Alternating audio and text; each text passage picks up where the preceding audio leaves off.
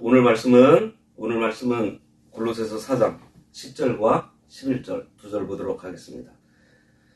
나와 함께 갇힌 아리스다고와 바나바의 생질 마가와 이 마가에 대하여 너희가 명을 받았음에 그가 이르거든 영접하라. 유수도라 하는 예수도 너희에게 문안하느니라. 그들은 할례파이나 이들만은 하나님의 나라를 위하여 함께 역사하는 자들이니 이런 사람들이 나의 위로가 되었느니라. 오늘 말씀의 제목은 인정받는 성도입니다. 우리가 오늘 말씀을 조금 이해하기 위해서 여기 10절과 11절에 나오는 이 세 사람 아리스다하고 마가 그리고 유수도를 먼저 이 시점에서 기억을 하고요. 12절과 13절 넘어서 14절에 보면 사랑을 받는 의사 누가와 또 데마가 너희에게 문안한다 그랬습니다. 앞에 10절에서 말하고 있는 아리스다고 바나바의 생질 친척 마가 그리고 유수도 그리고 중간에 보면은 에바브라에 대해서는 이후에 이제 다시 한번 언급할 것인데요. 누가 데마 이렇게 나오는 이 사람들은요 지금 바울 편에 있는 사람들, 그러니까 여기서 바울 편이라고 하는 것은 바울이 지금 로마 감옥에 있죠. 로마 감옥에서 골로새 교회에 편지를 하고 있으니까 로마에서 바울과 함께 있는 바울의 동역자들이라고 할 수 있겠습니다. 그런데 바울과 지금 함께 있는 사람들이 아니라 이 편지를 또 받고 있는 쪽, 다시 말해서 골로새 교회에 있는 사람들이 있어요. 그래서 뒷부분 15절에 보면은요, 라오디게아에 있는 형제들과 룸바와 그 여자의 집에 있는 교회에 문안하고, 여기 라오디게아라는 말이 있는데요. 이 라오디게아는 골로새와 거의 같은 지역에 있어서 라오디게아 교회 역시 지금 읽고 있는 이 골로새서를 받는 입장이다 라고 보면 될 것 같습니다. 예를 들면 갈라디아서가 갈라디아 교회에 편지를 한 것이 아니고 갈라디아라는 지방에 있는 교회들에게 보낸 편지처럼 골로새 지역에 있는 교회들에게 지금 이 편지가 보내졌다는 거예요. 다시 조금만 더 읽어보면 16절에 보면요. 이 편지를 너희에게서 읽은 후에 라오디게아인의 교회에서도 읽게 하고 이렇게 되어 있습니다. 라오디게아인의 교회에서도 읽게 하고 또 라오디게아로부터 오는 편지를 너희도 읽어라. 그 17절에 보면 아키포에게 이르기를 주 안에서 받은 직분을 삼가 이루라 하라. 이렇게 편지를 쓰고 있습니다. 여기 아키포라는 사람 역시 골로새 교회를 지키고 있는 사람이라고 이해하면 되겠어요. 그러니까 바울이 이 편지를 받고 있는 쪽이 골로새 교회 그리고 라오디게아 교회라는 것이죠. 여기에 라오디게아라는 곳은요. 골로새 지역의 바로 옆에 있는데 오늘날 차로는 불과 몇 분 이내에 갈 수 있는 거리라고 합니다. 오늘날 그곳에서 많은 유적들이 발굴되고 있는데 거기에 규모가 좀 큰 호텔이 있대요. 그 호텔 이름이 골로새 호텔이라고 합니다. 다녀오신 분 얘기를 해서 들었던 기억이 있는데 그리고 거기서 조금 떨어진 곳에 이 라오디게아 유적지가 있고 바로 그 자리가 유명한 관광지로 지금 개발되고 있다고 합니다. 파묵칼레라고 불리고 있는데요. 온통 흰색으로 회칠한 그 하얀색 집으로 뒤덮인 지역이라고 해요.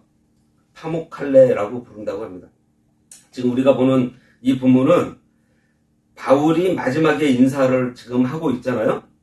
오늘 10절, 11절에 나오는 이 앞부분은 바울과 함께 있는 사람들을 거명하고 있고요. 후반부 15절 이하에서 거명되고 있는 사람들은 골로새와 라오디게아에서 편지를 받는 입장에 있는 사람들이다. 이렇게 우리가 좀 생각하고 있으면 됩니다. 하나만 더 언급을 한다면은 여기 에바브라, 그러니까 골로새 교회를 세운 목회자죠. 그런데 에바브라가 골로새 교회만 개척을 한 것이 아니고 여기 라오디게아 교회도 개척을 했다. 이렇게 이해를 하면 될 것 같습니다. 에바브라라는 사람이 골로새 교회를 개척한 목회자인데 지금 어디에 있죠? 바울을 찾아왔잖아요. 네, 바울을 방문함으로 해서 지금 바울 옆에 있습니다. 그러니까 그 골로새 교회를 지금 누가 감당하고 있는가 하면 앞에 나온 그 아키뽀라는 사람이 그 사역을 지금 골로새 교회를 감당하고 있다. 이렇게 보시면 됩니다. 이 편지의 마지막 부분을 다시 언급하면 바울이 라오디게아와 골로새 교인들에게 뭐라고 이야기를 하는가 하면 골로새 교회에게 이 편지를 라오디게아 교회 형제들에게도 전하라는 거예요. 그리고 라오디게아에 있는 편지를 가지고 와서 너희들도 같이 읽어라. 이렇게 지금 얘기하는 것입니다. 그러니까 바울이 골로새 교회에 편지를 썼지만 사실은 골로새 교회만을 위한 편지라기보다는 같이 읽어서 함께 나누는 회람용이 되어서 라오디게아 교회도 같이 읽으라, 뭐 이런 얘기입니다.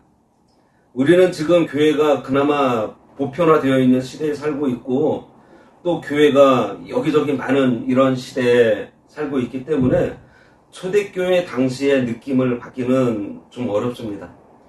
지금은 초대교회에 비해서 교인들이 훨씬 많은 그런 시대에 살고 있어요.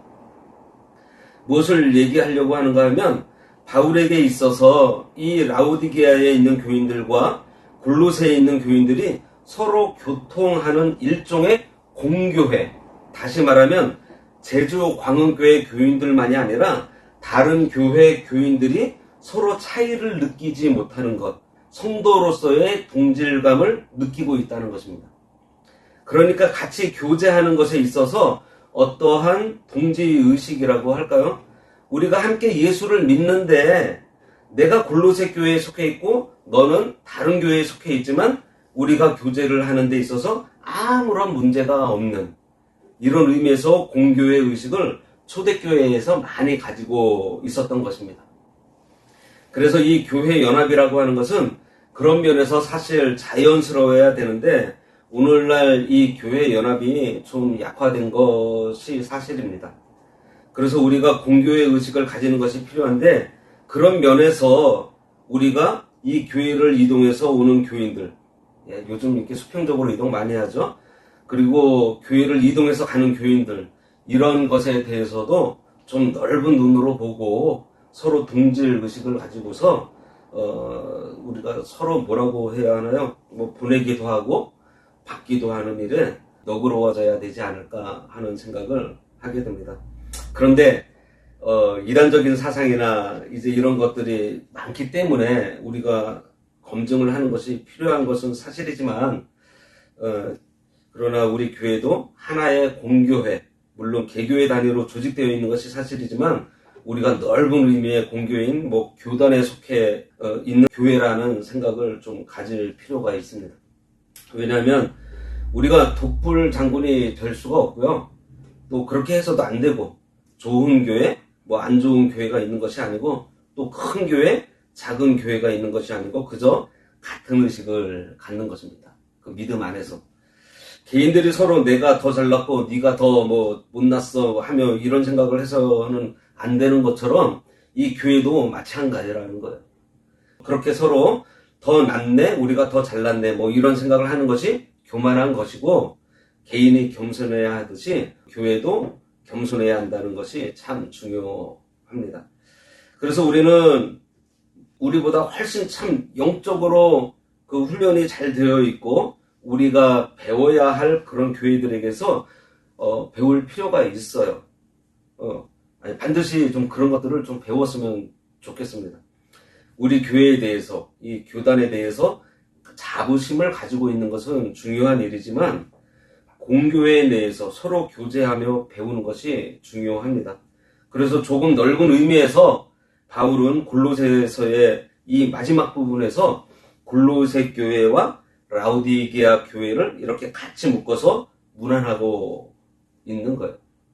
그런데요, 오늘 우리가 좀 더 집중해야 할 한 가지가 있는데 뭔가 하니 바로 여기 10절과 11절에 바울이 아레스다고 마가, 유스도 이 세 사람을 언급할 때 좀 특별한 표현을 쓰고 있다는 거예요.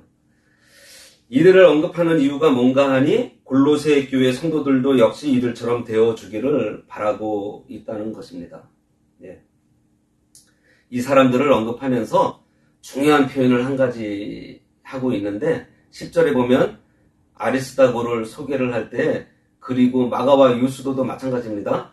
나와 함께 갇혔다 이런 말을 하고 있어요. 나와 함께 갇혔다. 예. 바울과 함께 갇힌 의미가 도대체 뭐죠? 아리스다고는 사도행전 20장에 보면 데살로니가 출신이라는 것을 알 수 있습니다. 우리가 지금 다 찾아볼 수는 없지만 바울이 3차 선교 여행 때 아리스다고가 복음을 들었을 것으로 지금 추정하고 있어요. 그렇게 생각을 하고 이 사람이 어디에 나오는가 하면 나중에 에베소에서 데메드리오라고 하는 그 은 가공업자가 자기의 생계가 위태하게 됨으로 해서 바울과 전도하는 그 일행들을 아주 곤란하게 만드는 그 사람이 나오는데 이때 여기에 아리스다고라는 사람이 나와요. 일행들이 끌려가서 곤욕을 치를 때 아리스다고가 함께 곤욕을 당하고 바울을 그때 수행을 했던 것입니다. 사도행전 27장 2절에 보면요. 아시아 해변 각처로 가려 하는 아드라 무데노 배에 우리가 올라 항해할세 마게도니아의 데살로니가 사람 아리스다고도 함께 하니라. 이렇게 이제 나옵니다. 이렇게 선교 현장, 특별히 고난받는 현장에 빠지지 않고 바울과 함께하는 사람 이름이 바로 이 아리스다고라는 사람이에요. 그런데 이 사람들이 지금 로마의 감옥에 갇혀있는 바울과 함께 있다 이렇게 말을 하고 있어요. 이러한 정황을 봐서 이 성경을 해석하는 사람들의 그 공통적인 의견이 뭔가 하면은 바울의 가택연금을 지금 당하고 있을 때 아리스다고가 바울을 돕기 위해서 바울과 함께 가택연금을 당했을 것이라고 추정하고 있는 것입니다. 그러니까 자원에서 나는 바울을 떠날 수 없다고 하면서 바울과 함께 갇혀있는 사람, 한마디로 말하면 이들은 바울에게 전도를 받고 난 후에는 바울을 떠나지 않고 그 고난의 현장과 복음을 전하는 그 전도의 현장, 그리고 바울이 갇히게 된 이 감옥에까지 바울과 떨어지지 않고 함께 있는 사람이었던 것이에요. 마가도 이제 비슷한 차원에서 있었고, 마가가 1차 전도 여행에서 그 말썽을 부려가지고 돌아가는 바람에 바울이 바나바와 다투고 헤어지는 일이 벌어지잖아요. 그러면서 2차 전도 여행부터는 따로 다니는 그 이야기가 이제 사도행전에 나오지만 오늘 본문을 보면 이후에 바울과 함께 동역하며 유익한 자가 되었다는 것을 알 수 있습니다. 그리고 여기 유스도를 가리켜서 끝에 보시면은 이 사람들은 할레파이지만이라고 말하고 있어요. 무슨 말인가 하면 이 사람들은 원래 유대주의자였는데 이 유대주의자가 예수를 믿는다는 것이 쉽지 않을 텐데 이들이 그리스도를 영접했다는 것입니다. 이렇게 이야기하고 있는 거예요. 지금 바울이 얘기하고자 하는 것이 무엇인가 하면 이 사람들이 믿음으로 새 사람이 되었다는 것을 얘기하고 있는 것입니다. 우리가 지난주에 본 오네시모도 보면 그 주인에게 해를 끼치고 도망갔던 노예였는데 바울을 만나서 믿음을 가짐으로 해서 변화돼서 새 사람이 되었던 것 같이 이 사람들도 유대주의자, 할레파로 예수를 믿기 힘들었던 사람들인데 예수를 믿음으로 변화되어서 지금 자기와 함께 하고 있다. 새 사람이 된 사람들, 골로새서에서 시작하면서 얘기하고 있는 새 사람이 된 사람들을 말하고 있습니다. 그러면서 바울이 특별히 이 세 사람을 가리켜서 이런 말을 해요. 11절 중간부터 보면요. 이들만은 하나님 나라를 위해서 나와 함께하고 함께 일함으로 나에게 위로가 되었다는 것입니다. 굉장한 표현이에요. 바울이 이렇게 소개를 하고 있는 이유는요. 골로새 그 교회도 이렇게 변해서 새 사람이 된 사람들로 가득 차야 되어야 한다. 지금 이 말을 하고 있는 것입니다. 골로새 교회 한 사람 한 사람이 모두 이와 같이 기둥 같은 사람들이 되어주기를 간절히 바라는 바울의 편지예요. 특별히 바울 옆에서 떠나지 않고 늘 끝까지 감옥에까지 함께하는 이 사람들에게서 지금 바울이 위로를 받았다. 그렇게 얘기를 하고 있습니다. 혹시 찰스 스펄전이라는 목사님 들어보셨나요? 예. 현대에 들어와서 많은 존경을 받는 목사님인데 그분 일화가 하나 있습니다. 어느 날 어느 사람이 스펄전 목사님을 막 칭찬하면서 목사님 존경한다고 말하니까 스펄전 목사님이 이 사람과 또 막 주변에서 이제 같이 칭찬하는 사람들을 데리고서 어느 교회에 지하실로 이렇게 데리고 가서 뭘 보여주었다고 합니다. 그것이 뭐여서요? 합심 기도하는 사람들이 있었대요. 그들이 기도하는 것을 보여주면서 당신들이 지금 나를 칭찬하고 있지만 내가 칭찬받을 것이 아니라 진짜 칭찬을 받을 사람들은 이 사람들이다 라고 말을 했다고 합니다. 이렇게 스펄전 목사님을 위해서 정말 많은 시간과 에너지를 쏟아서 합심으로 기도하는 사람들이 있었는데 스펄전은 그 사람들이 진짜고 이 사람들이 주인공이고 장차 천국에 가면 이 사람들이 하나님 앞에 먼저 상급을 받게 될 것입니다. 이렇게 말을 하고서 실제로 또 스펄전 목사님도 그렇게 믿었다는 그러한 일화를 들은 적이 있어요.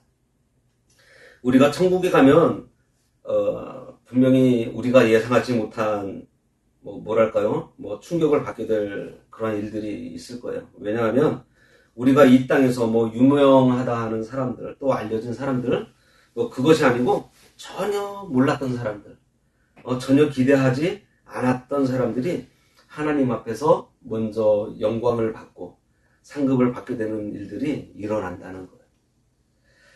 우리가 생각하는 주인공과 하나님께서 생각하는 주인공이 얼마든지 다르다는 것입니다.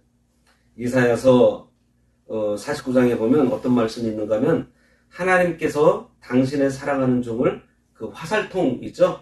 그 화살통에다가 화살을 감추어 두는 것처럼 당신의 종들을 감춘다는 표현이 있어요. 이것은 보여주지 않겠다는 것입니다. 진짜 주인공들을 감추시는데 나중에 이것이 드러나게 될 것이에요. 초대교회에 바울이라는 이름은 익숙하지만 바울과 함께 동역했던 사람들 중에서 바울이 정말 이 사람들만큼은 나에게서 떠나지 않고 하나님 나라의 주인공이 되어야 할 사람, 하나님의 칭찬을 받아야 할 사람, 그 사람들을 소개하는 이름들을 우리가 지금 보고 있는데요. 바로 여기 나오는 사람들이 그런 사람들입니다.